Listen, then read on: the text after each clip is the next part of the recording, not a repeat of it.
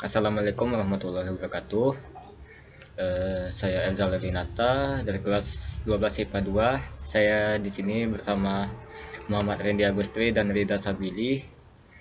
Pada video kali ini saya akan membahas pertanyaan dari unsur-unsur periode ketiga kimia. Oke, menganalisis limpahan unsur-unsur periode ketiga. Pertanyaan 1. Berdasarkan gambar, apakah unsur-unsur periode ketiga terdapat bebas di alam atau dalam bentuk senyawa? 2. Unsur apakah yang paling banyak keberadaannya di alam? 3. Buatlah grafik hubungan unsur-unsur periode ketiga dengan jari-jari atomnya. Berilah penjelasan mengapa jari-jari aluminium lebih besar dari unsur lainnya. 4.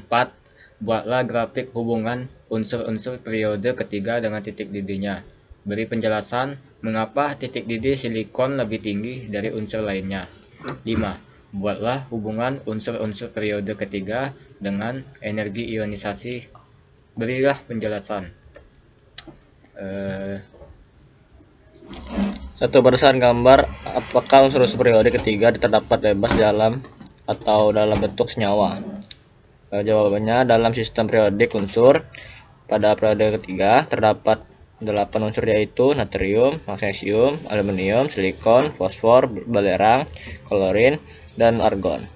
Unsur periodik ketiga di alam banyak terdapat dalam bentuk mineral, logam, atau senyawaan, dan dalam bentuk unsur bebas. Unsur logam seperti natrium dan magnesium berada dalam bentuk senyawa. Unsur aluminium, silikon, dan fosfor ditemukan dalam bentuk mineral seperti AlO2, O3, SiO2, Ca3PO42, dan Na3AlF6. Unsur belerang banyak ditemukan dalam keadaan bebas sebagai kristal S8. Unsur kalor yang ditemukan dalam bentuk molekul diatomik C12. Unsur argon ditemukan dalam bentuk gas monoatomik. Unsur periode ketiga yang keberadaannya di alam terdapat ditemukan secara bebas, yaitu unsur belerang, argon. Unsur banyak ditemukan di kawah-kawah gunung berapi. Unsur argon ditemukan dengan wujud gas anatomik yang berasa di udara sekitar 0,15%. 2. Unsur apakah yang paling banyak keberadaannya di alam? Unsur yang paling banyak berada di alam adalah silikon dengan persentase 25,67%. Kemudian setelah silikon ada aluminium dengan persentase 7,50%. 3. Buatlah grafik hubungan unsur periode ketiga dengan jari-jari atomnya. Beri penjelasannya mengapa jari-jari Al lebih besar dari unsur lainnya. Ketika nomor atom unsur-unsur pada periode ketiga meningkat, jari-jari atom menurun, sedangkan aluminium memiliki nomor atom 13. Ya, seperti gambar grafiknya.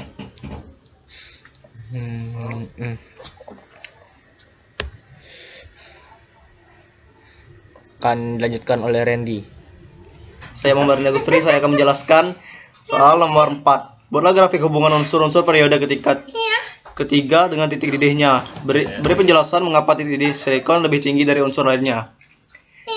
Perhatikan seperti grafik di bawah ini, grafik titik didih periode 3. Na, Mg, Al, Si, P, S, Cl, Ar. Silikon memiliki titik didih yang tinggi pula karena adanya ikatan kovalen antara atom silikon yang kuat sehingga memerlukan energi kalor yang besar untuk memecahnya dan melelehkan silikon padat. Namun, ikatan ini tidak sekuat ikatan logam dan titik didih. Si lebih rendah dari titik didih Al. Fosfor, sulfur, klorin, dan argon memiliki titik didih lebih rendah dari silikon karena hanya memiliki gaya van der Waals antara atomnya. 5. Buatlah grafik hubungan unsur-unsur periode ketiga dengan energi ionisasi. Beri penjelasan. Energi ionisasi.